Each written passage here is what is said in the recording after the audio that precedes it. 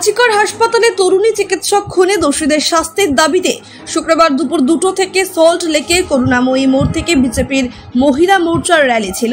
করুণাময়ী মোড় থেকে city centre 1 পর্যন্ত। এরপর মহিলা কমিশন দফতর ঘেরাও কর্মসূচি ছিল বিজেপির মহিলা মোর্চার।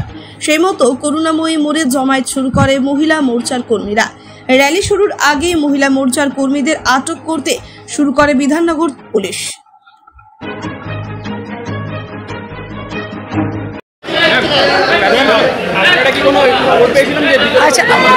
I'll not comment. Superior will brief everything. Okay? Thank you. Please let us do a job. Superior will brief everything.